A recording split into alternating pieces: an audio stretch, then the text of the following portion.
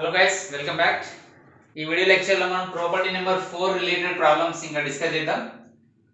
అందులో భాగంగా question number 7 చూసినట్లయితే మీరు ఇక్కడ ఏమి ఇచ్చారు? ఇక్కడ మన క్వశ్చన్ నెంబర్ 7 లో integral 0 to 1 log of 1 plus x to the base c whole by 1 plus x square dx. So ఇక్కడ ఇంటిగ్రల్ ఏంటంటే log of 1 plus x by 1 plus x square dx. దీన్ని ఎలా సాల్వ్ చేయాలి? ఓకే, సో ఇలా limits 0 to 1 కనిపించినాయి.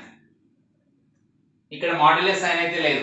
Modulus కానీ step కానీ fractional part కానీ ఉంటే మనం ఏం చెప్పుకున్నాం? ప్రాపర్టీ నెంబర్ 3 అంటే స్ప్లిటింగ్ రూల్ అప్లై చేయాలి.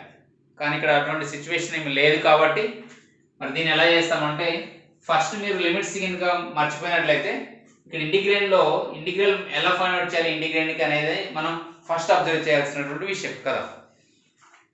అయితే నేను ముందు నుంచి మీకు చెప్పుకుంటూ వస్తున్నాను, ఎక్కడైతే టిప్స్ అండ్ ట్రిక్స్ ఉంటాయో నేను ఆ టైంలో నేను స్ట్రెస్ చేసి చెప్తున్నాను.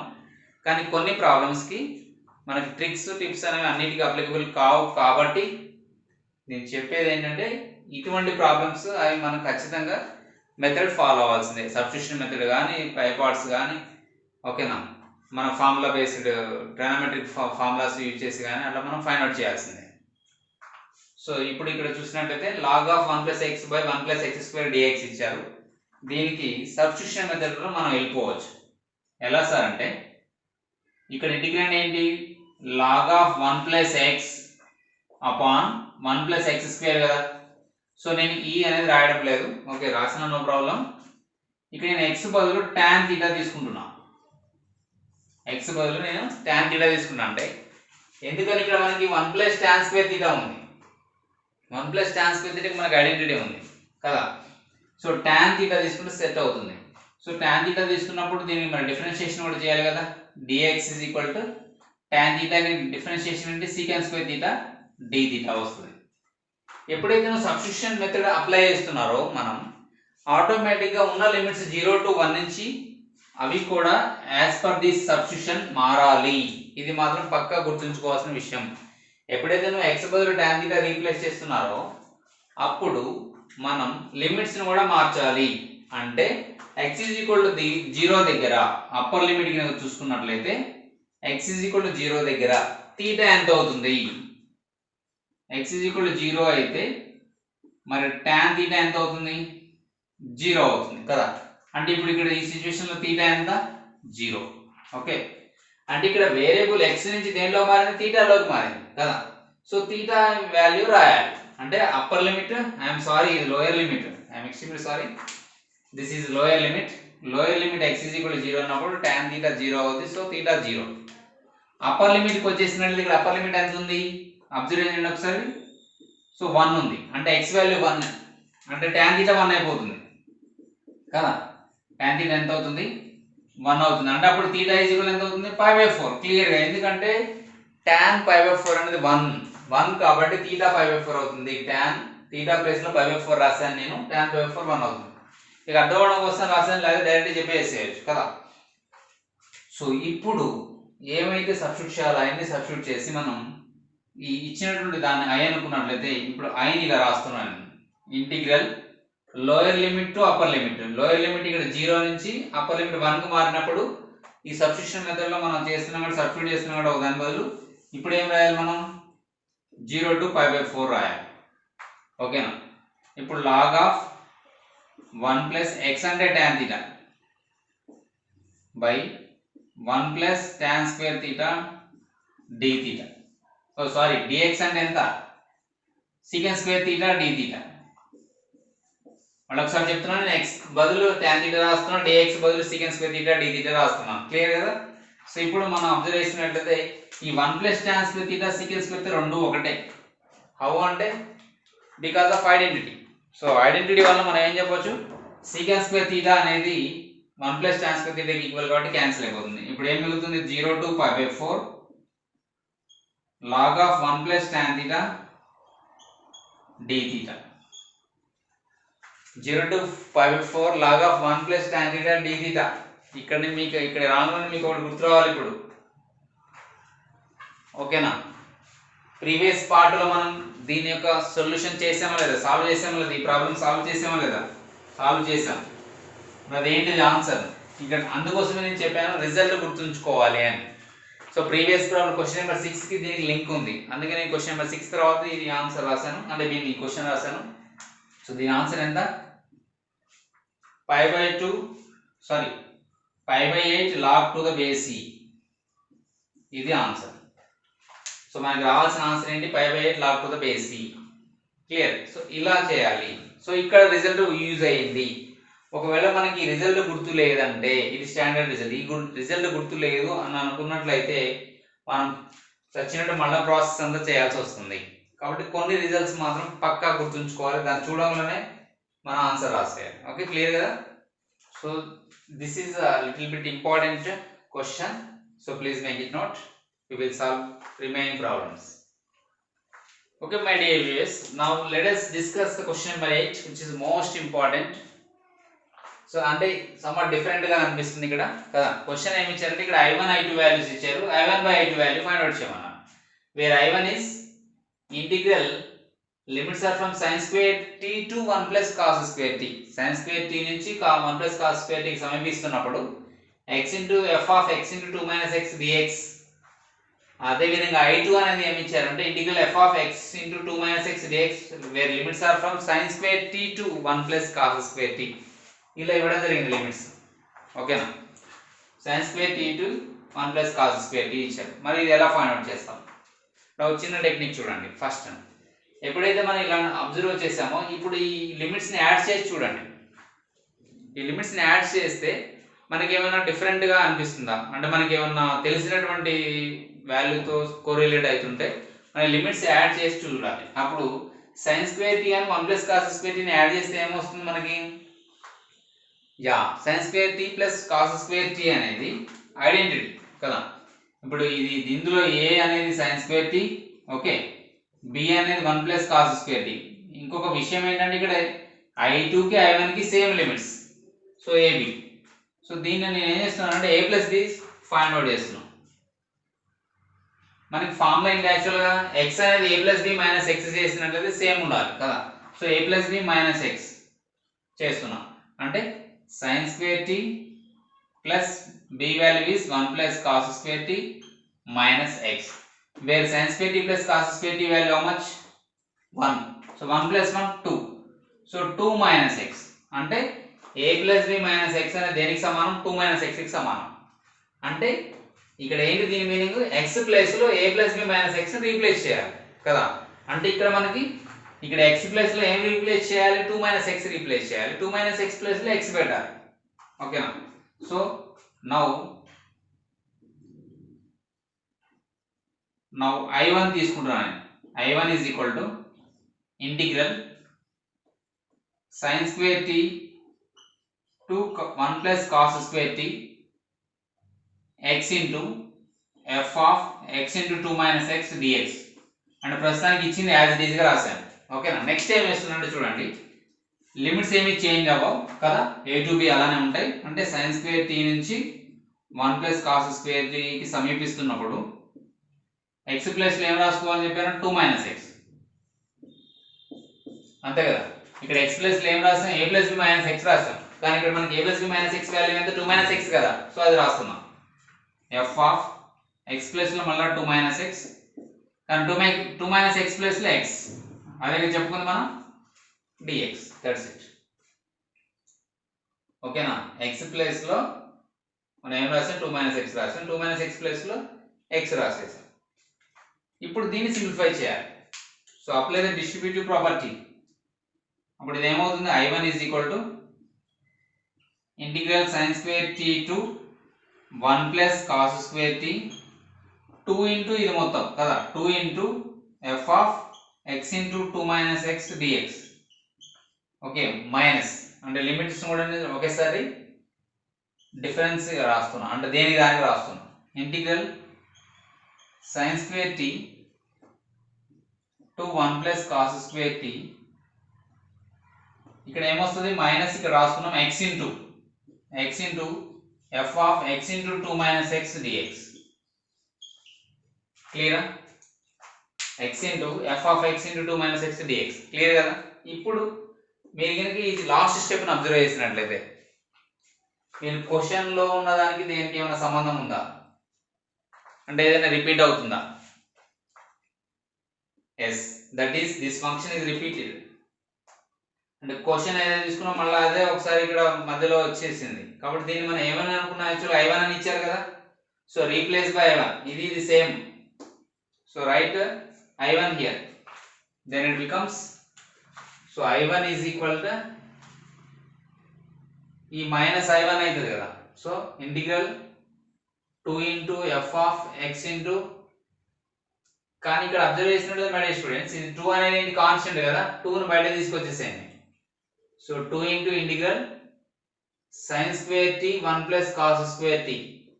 మీకు అర్థం అవడం కోసం స్టెప్ రాస్తున్నా, యాక్చువల్గా డైరెక్ట్ రాసేయచ్చు కదా. ఏమని రాయొచ్చు దీని బదులు, యాక్చువల్గా I2 అని రాయొచ్చు కదా, మైనస్ ఇది I1, ఎందుకంటే మైనస్ I1 ఇచ్చారు. So minus I1 left side shift చేస్తే 2I1 వస్తుంది, ఈజ్ ఈక్వల్ 2 ఇంటూ ఇది మొత్తం I2కి ఈక్వల్ కదా, అంటే ఎట్లా తెలుసండి ఇచ్చాడు కాబట్టి. So 2I1 is equal to I2, then both sides 2 gets cancelled, so I1 is equal to I2. అంటే దీని నుంచి మనం ఏం రాయొచ్చు, I1 by I2 రాస్తే ఏమొస్తుంది, 1 వస్తుంది, అయిపోయింది. సో దీని వాల్యూ ఎంత, 1కి ఈక్వల్. చూసారా సింపుల్గా ఉందా లేదు, వెరీ వెరీ సింపుల్. ఎప్పుడైతే మీరు ఎక్కువ నెంబర్ ఆఫ్ క్వశ్చన్స్ ప్రాక్టీస్ చేస్తారో అప్పుడు వీటికి సంబంధించిన థాట్స్ వస్తుంటాయి అనమాట, అంటే ఇలాంటి క్వశ్చన్స్ ఇలా చేయాలన్నటువంటి ఆలోచన వస్తుంది మనకి. అందుకోసమే నేను అనేది ఏంటంటే టిప్స్ ట్రిక్స్ ఉన్న ప్రాబ్లమ్స్ ఓకే ఒక 4-5 చేసిందా, ఇలా డిఫరెంట్గా ఉన్న ప్రాబ్లమ్స్, ఎక్కువ నెంబర్ ఆఫ్ ప్రాబ్లమ్స్ మనం మోర్ నెంబర్ ఆఫ్ ప్రాబ్లమ్స్ మనం ప్రాక్టీస్ చేయాల్సి వస్తుంది. Okay clear. So this is the question number 8. It is very easy and most important model. అంటే ఇలా ఇచ్చినప్పుడు ప్రాపర్టీ నెంబర్ 4 అప్లై చేయాలన్న ఆలోచన మనకు రావాలి. Okay clear, please make it note. Let us discuss next question. Okay guys, ఇప్పుడు మనం board పైన నుండి క్వశ్చన్ డిస్కస్ చేసినట్టు ఇక్కడ 2 అంటే ఒక స్టేట్మెంట్ ఇచ్చారు, అదేంటంటే given I1 value I2 values ఇచ్చారు, ఇచ్చి దాని కింద 2 క్వశ్చన్స్ ఇచ్చారు, అంటే paragraph type question, directions related questions వస్తాయి కదా. సో ఈ విధంగా ఉన్నాయి, దీన్ని ఎలా ఫైండ్ అవుట్ చేస్తాం అంటే ఇక్కడ మనం I1 I2 వాల్యూస్ ఇచ్చి what is the value of I1 అన్నాం, ఓకేనా. అంటే దీన్ని సింప్లిఫై చేసి మనం ఈ ఆన్సర్స్ ఫైండ్ అవుట్ చేయాలి. సో దానికి ఫస్ట్ ఏం చేస్తాం మనం, సో ఇక్కడ 0 to π అనేటువంటి లిమిట్స్ ఉన్నాయి కదా. సో ఈ రెండింటిని యాడ్ చేస్తే మనకి ఏమొస్తుంది, π వస్తుంది. ఇప్పుడు π మైనస్ ఎక్స్ రాసామనుకో, ఇక్కడ π మైనస్ ఎక్స్ రాసామనుకో, మనకి ప్రాబ్లం రావడానికి ఛాన్సెస్ ఉన్నాయి. ఎందుకంటే sine of π minus x sine ఎక్సే, sine of 180 minus theta sine theta కదా, ఎందుకంటే సెకండ్ క్వాడ్రంట్లో ఉంటుంది కాబట్టి. సో ఇక్కడ మన సైన్ తీటా వస్తుంది కదా. So sine of 180 minus theta లేదంటే 90 ప్లస్ తీటా, ఇక్కడ ఏమేంటి positive, sine cosecant are positive కదా, ఈ రెండు కూడా పాజిటివ్ కాబట్టి మనకి సైన్ వస్తుంది, అంటే సేమ్ ఫంక్షన్ అవడానికి ఛాన్సెస్ ఉన్నాయి కాబట్టి మనం ఈ ప్రాపర్టీ అప్లై చేయాలి. ఓకేనా, 0 to a కాబట్టి దీని యొక్క కొరిలరీ వస్తుంది. సో ఇప్పుడు నేను ఏం చేస్తున్నా, I1 ఇలా రాస్తున్నాను డైరెక్ట్గా, 0 to π, లిమిట్స్ ఏమి మారవు. ఓకే, సో ఎక్స్ బదులు ఏం రాస్తాం, π minus x dx upon 1 plus sine of π minus x, అంతే కదా. So 0 to π minus x into dx upon 1 plus sine of 180 minus theta sine theta అని ఆల్రెడీ మనం డిస్కస్ చేస్తున్నాం, అంటే by sine by 1 plus sine x. ఇప్పుడు నేను distributive property apply separate చేస్తా, అప్పుడు ఏమొస్తుంది, 0 to π dx by 1 plus sine X, అంతేనా. నెక్స్ట్ ఏముంది ఇక్కడ minus, okay minus integral 0 to π x dx, ఇక్కడ ఏముంది x dx కదా, చాలా జాగ్రత్తగా వినండి, డినామినేటర్ సేమ్ ఉంటుంది. క్లియర్, క్లియరా, ఇక్కడ వరకు అయితే క్లియర్ అయింది కదా. చూడండి మళ్ళీ చెప్తున్నా, అంటే ఇక్కడ మనం డిస్ట్రిబ్యూటివ్ ప్రాపర్టీ అప్లై సపరేట్ చేస్తాం అన్నమాట, π into dx by 1 plus sin x minus x into dx by 1 plus sin x. Anyways π is the constant కదా, కాన్స్టెంట్ కాబట్టి మనం పక్కన రాసేసుకోవచ్చు కదా. సో కాన్స్టెంట్ కాబట్టి పక్కన రాసేసుకోవచ్చు కాబట్టి, అంటే బోర్డు కనిపిస్తుంది అని చెక్ చేయడానికి వెళ్ళాను. So π into 0 to π dx by 1 plus sin x minus ఇదంతా I1కి ఈక్వల్. మరి ఇది ఈ స్టెప్ అబ్జర్వ్ చేసినట్లయితే మళ్ళీ మన క్వశ్చన్ రిపీట్ అయిందని అనిపిస్తుందా లేదా, I1 రిపీట్ అయిందా లేదా. సో I1, సో ఇలా రిపీట్ అయ్యే ఛాన్సెస్ ఉన్నప్పుడే మనం ఈ I ఫార్ములాని ఈ ప్రాపర్టీని మనం అప్లై చేయాలి. ఐ ఫార్ములా కాదు, ప్రాపర్టీ నెంబర్ 4ని కింగ్స్ రూల్ మనం అప్లై చేయాలి. ఓకేనా. సో ఈ -i1 లెఫ్ట్ తీసుకురండి, అప్పుడు ఏమైంది ప్లస్ కదా. So 2i1 is equal to, ఇప్పుడు మనకి ఏమొస్తుంది, 2i1 ఈజ్ ఈక్వల్ టు, ఇక్కడ రాస్తున్నాను 2 into i1 is equal to pi into 0 to π dx by 1 plus sin x వస్తుంది. అయితే ఈ స్టెప్ని ఇక్కడ రాయడం మంచిది అనుకుంటున్నాను, ఎందుకంటే మనకి ఇక్కడ ప్లేస్ సరిపోదు కాబట్టి. So pi into 0 to π dx by 1 plus sin x. So started 1 plus sin x వచ్చింది డినామినేటర్లో. మరి దీన్ని ఎలా సాల్వ్ చేస్తాం, ఎందుకంటే ఇక్కడ మనకి ఎక్కడా కూడా sin x ని t తీసుకుంటే cos x రావాలి, అలాంటి సిచ్యువేషన్ ఇక్కడ ఏమీ ఎరేజ్ అవ్వలేదు. మరి ఏం చేయాలి ఇలాంటి సందర్భంలో అంటే చిన్న క్యాలిక్యులేషన్ చేయాల్సి వస్తుంది. ఇక్కడ మ్యానిపులేషన్ ఏంటంటే ఈ 1 ప్లస్ sin x ని నేను న్యూమరేటర్ని డినామినేటర్ 1 - sin x చేత మల్టిప్లై చేస్తాను.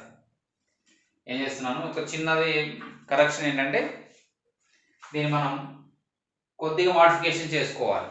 ఎలా అంటే దీన్ని 1 - sin x చేత మల్టిప్లై చేసి డివైడ్ చేయాలి, అప్పుడు దాని మీనింగ్ మారదు కాబట్టి. So pi into 0 to π 1 - sin x upon 1 - sin x into 1 plus sin x dx. Okay, 0 to π 1 - sin x by 1 - sin x into 1 plus sin x dx. ఇప్పుడు ఇది cancel అయిపోతుంది అనుకో, అలా అని మళ్ళీ మీరు క్యాన్సిల్ చేయకండి.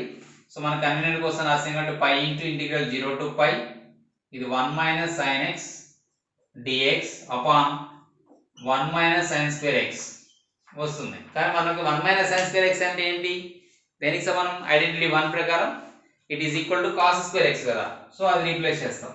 So pi into integral 0 to π 1 - sin x dx by cos square x.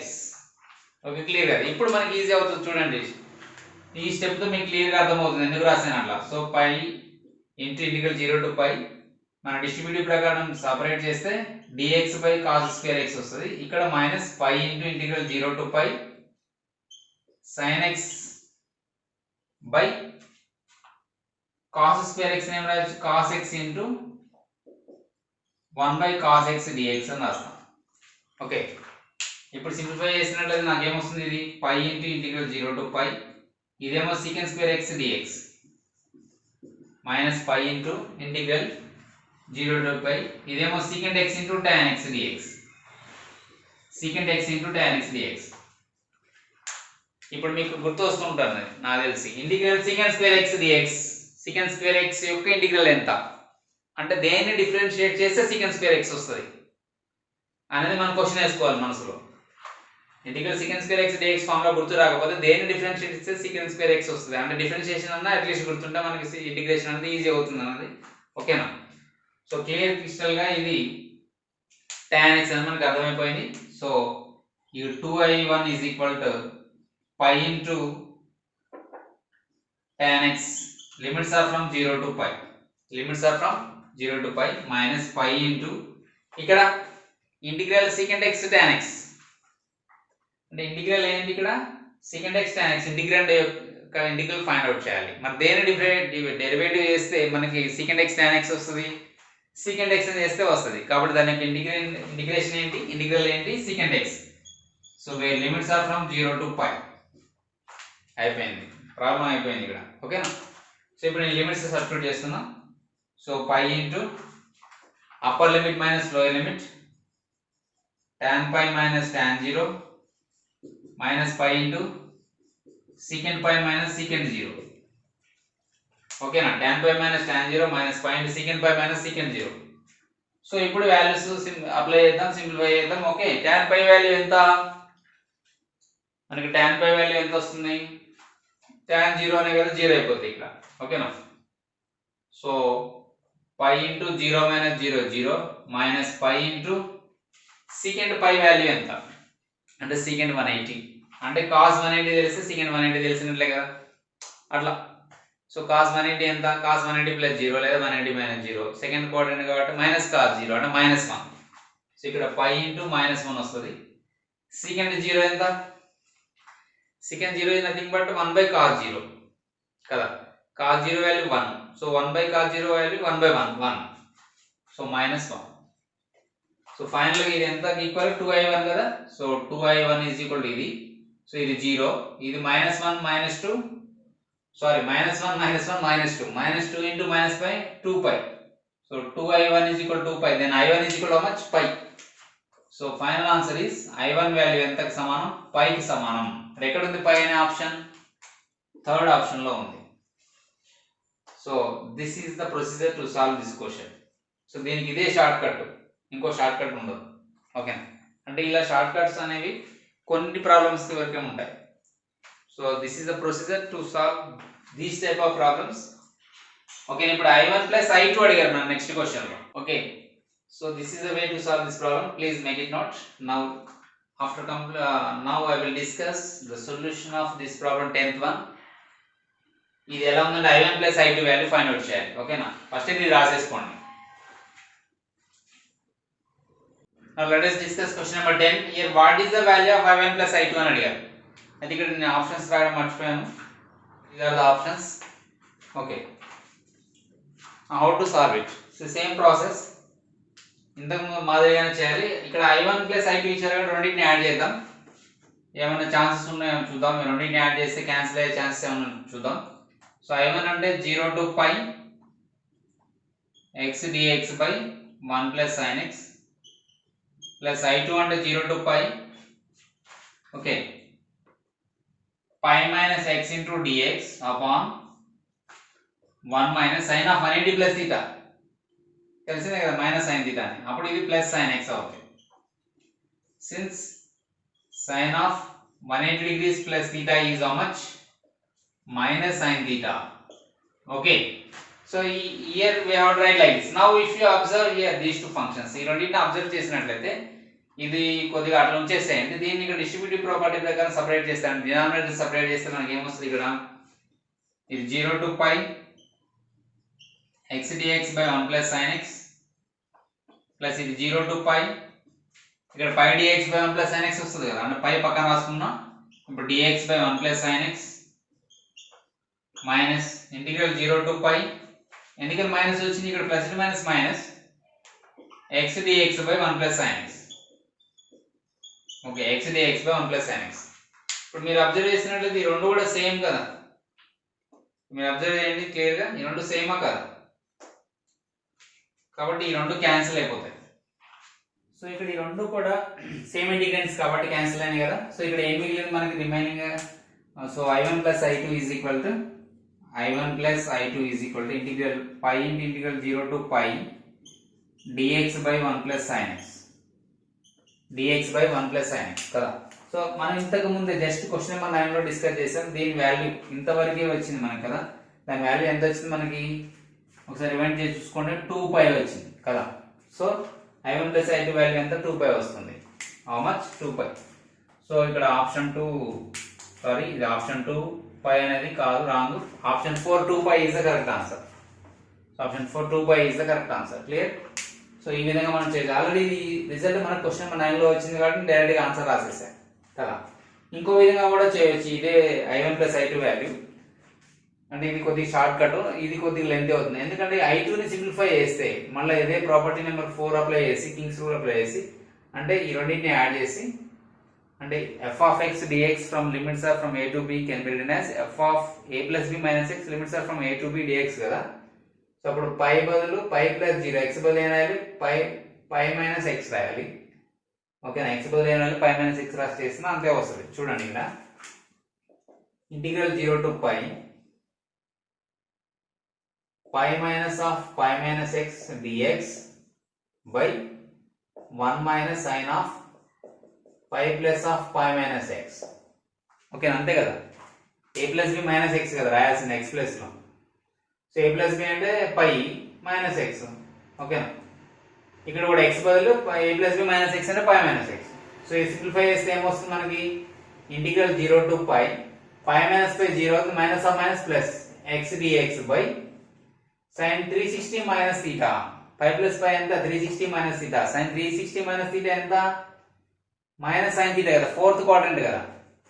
ఈ ఫోర్త్ క్వాడ్రంట్ లో only cos secant positive, remaining అనే నెగిటివ్ కాబట్టి ఇది 1 ప్లస్ sin x అవుతుంది.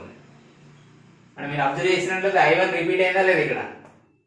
So I1 is equal I2, I1 is equal to I2. ఇంత క్రితమే I1 value మనకి ఎంత వచ్చింది, పై వచ్చింది. క్వశ్చన్ నెంబర్ 9 లో I1 వాల్యూ ఎంత వచ్చింది, పై వచ్చింది. I2 వాల్యూ కూడా ఎంత ఉంటున్నట్లు, పై. సో I1 ప్లస్ I2 అంటే pi plus pi 2π, same answer. So ఆ ప్రాసెస్ లో అయినా చేయొచ్చు, ఈ ప్రాసెస్ లో అయినా చేయొచ్చు. సో ఫైనల్ గా I1 వాల్యూ పై కాబట్టి I2 వాల్యూ కూడా పై అవుతుంది. ఆ రెండింటి యొక్క సమ్ 2π, కేల్కతం. Okay, so easy or not, very easy. ఏదో ఒక మెథడ్ అయితే చేయొచ్చు. నేను ఇదైతే వెరీ సింపుల్ అనుకుంటున్నాను. Okay, so please make it note. Okay my dear students, now let us discuss question number 11. ఇక్కడ అబ్జర్వ్ చేసినట్లయితే ఇక్కడ మనం integral 0 to 1 x into 1 minus x whole power of n dx value అడిగారు. అయితే ఇక్కడ x into 1 minus x whole power of 9 ని మనం uv ఫార్ములాలో integration చేసినట్లయితే మనకి క్వశ్చన్ కొద్దిగా డిఫికల్ట్ అవుతుంది. ఎందుకంటే 1 minus x whole power of 9 లో ఇప్పుడు 1 minus x ని సబ్స్టిట్యూషన్ మెథడ్ ప్రకారం చేసామనుకోండి, అది ఏమవుతుంది, 1 minus x t అయి మళ్ళా 1 minus x t అనుకున్నాం అనుకోండి, అప్పుడు మైనస్ dx dt అది ఓకే, అది హ్యాపీ. కానీ మళ్ళీ x ఏమవుతుంది, 1 minus t అవుతుంది. మళ్ళీ ఇక్కడ ఒక క్వశ్చన్ ఎరైజ్ అవుతుంది కదా.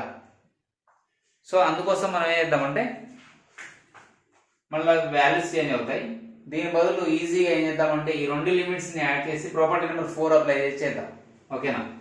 సో అప్పుడు ఇదేమవుతుంది, ఈజీ ప్రాసెస్ లో చేయాలంటే ఇట్లా చేయాలి. ఇలా సబ్స్టిట్యూషన్ మెథడ్ ఎంచుకునే బదులు మనం అక్కడ ఏం చేస్తామంటే i ఈజ్ ఈక్వల్ టు దీన్ని i అనుకొని, ఓకేనా, 0 to 1, ఓకే, సింపుల్ గా x into 1 minus x whole power of 9 dx. చూడండి, ఒకే ఒక స్టెప్ తో మనకి క్లియర్ గా క్లారిటీ వచ్చేస్తుంది. మనకి ఏం తెలుసు, property integral a to b f of x dx can be expressed as integral a to b f of a plus b minus x dx. Proof చేసాం కూడా మనం ఇది ట్రూ అని కదా. సో దాన్ని బేస్ చేసుకొని నేను i ని ఏమని రాస్తానంటే, ఇప్పుడు లిమిట్స్ ఏం మారవు. సో x బదులు ఏం రాస్తాం, 1 plus 0 minus x కదా. So that is 1 minus x into 1 minus x plus లో x రాస్తాం, ఎందుకంటే అదే జరిగేది ఇక్కడ. ఓకే, ఇప్పుడు సింపుల్ అవుతుంది చూడండి. దీంతో మల్టిప్లై చేస్తాం. ఇంటిగ్రల్ 0 to 1 మైనస్ x ని ఇంటూ x పవర్ 9 తో చేస్తే x power 9 minus x into x power 10 వస్తుంది. ఐ రిపీట్, చాలా జాగ్రత్తగా వినండి. ఇక్కడ ఇది 1 మైనస్ x అనేది బైనామియల్, ఇది x పవర్ 9 అనేది ఒక సింగిల్ టర్మ్ వచ్చేసింది. ఇప్పుడు మనం ఇక్కడ మల్టిప్లై చేయడం డిఫికల్ట్, కానీ ఇది ఈజీ కదా, ఎందుకంటే ఈ ఫార్ములా అప్లై చేసాం. ఇక్కడ అప్లై చేసిన తర్వాత వచ్చిన రిజల్ట్ ఇది ఈజీ. ఈ రెండు సేమ్, మనం ఆల్రెడీ ప్రూవ్ చేసాం కదా. So 1 into x power 9 minus x into x power 9 అంటే x power 10 dx. ఇప్పుడు రెండు ఫంక్షన్స్ ఇక్కడ డిఫరెన్స్ కదా, మనం సెపరేట్ చేసి రాయొచ్చు కదా ఇది. సో నేను ఇప్పుడు ఇలా రాస్తాను, 0 to 1 x power 9 dx minus integral 0 to 1 x power 10 dx. So integral 0 to 1 x power 9 dx minus integral 0 to 1 x power 10 dx. మనకి ఇది ఈజీ, ఎందుకంటే మనకి integral x power n formula తెలుసు కదా, and the x power n plus 1 by n plus 1. So easy. So ఇప్పుడు x power 9 plus 1 by 9 plus 1. Limits are from 0 to 1. Minus x power 10 plus 1 by 10 plus 1. Limits are from 0 to 1. Clear? ఇప్పుడు so x power 10 అంటే x power 10 by 10 కదా, అంటే 1 power 10 by 10, 1 by 10. Minus ఇది 0, lower limit 0, ఎందుకని 0 by something is 0. Minus upper limit 1 power 11, 1 by ఇక్కడ 11 వస్తుంది కదా, minus lower limit 0, 0 by something is 0 కదా.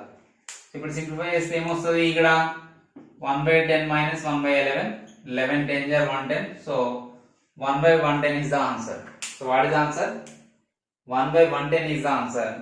So that is first option is the correct. Is it? Very simple or not? Very very simple. Sir మరి substitution method చేస్తే వస్తుందా అంటే చూద్దాం ఒకసారి. సబ్స్టిట్యూషన్ మెథడ్ చేస్తే ఏమొస్తుంది, ఇక్కడ 1 minus x బదులు ఏమనుకున్నాం, t అనుకుంటే alternate method, another method, alternate method check చేస్తున్నాం వస్తుందా రాదు. ఓకే, సో ఇప్పుడు దీన్ని డిఫరెన్షియేట్ చేస్తే ఏమొస్తుంది minus dx is equal to dt. మరి లిమిట్స్ కూడా మారాలి కదా లెక్క అయితే. ఎక్స్ వాల్యూ 0 అన్నప్పుడు టీ వాల్యూ ఎంత వస్తుంది 1 వస్తుంది. ఓకేనా. మరి ఎక్స్ వాల్యూ 1 అన్నప్పుడు టీ వాల్యూ ఎంత వస్తుంది 0 వస్తుంది. అంటే లిమిట్స్ ఇంటర్చేంజ్ అయినాయి. అప్పుడు ఐ ఏమవుతుంది ఇంటిగ్రల్ 0 to 1 అలా ఏమైనాయి 1 to 0 అయినాయి. Okay 1 to 0. ఇప్పుడు నేను ఎక్స్ బదులు ఏం రాయాలి 1 మైనస్ టీ రాయాలి ఇంటూ 1 మైనస్ ఎక్స్ బదులు ఏం రాయాలి టీ రాయాలి. అంతే కదా, మనం అదే కదా అనుకుంది ఇక్కడ. t⁴ dx బదులు మైనస్ dt. సో సేమ్ వచ్చేసింది, నో ఇష్యూ. దీన్ని ఒక్కసారి కనుక మనం మల్టిప్లై చేసి చూసినట్లయితే i is equal to minus integral 1 to 0 t⁴ minus t⁴10 dt.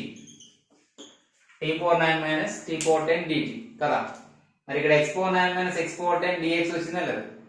కానీ లిమిట్స్ ఇంటర్చేంజ్ అయ్యాయి 0 to 1 అయ్యాయి. కానీ ఇక్కడ 1 to 0 ఉంది. కానీ మనకి దీని మైనస్ సైన్ కూడా ఉంది కాబట్టి దీని లిమిట్స్ ఇంటర్చేంజ్ చేసినట్లయితే మనకి ప్రాపర్టీ నెంబర్ 3 లో డిస్కస్ చేసుకున్నాం కదా, 2 లో ప్రాపర్టీ నెంబర్ 2 లో ఏం డిస్కస్ చేస్తున్నాం, నెగిటివ్ సైన్ పోవాలంటే లిమిట్స్ ఇంటర్చేంజ్ చేసుకోవాలి, లేదా లిమిట్స్ ఇంటర్చేంజ్ చేస్తే నెగిటివ్ సైన్ వస్తుంది. సో కాబట్టి దీన్ని ఇది 1 కాబట్టి i is equal to 0 to 1 t⁴ minus t⁴10 dt.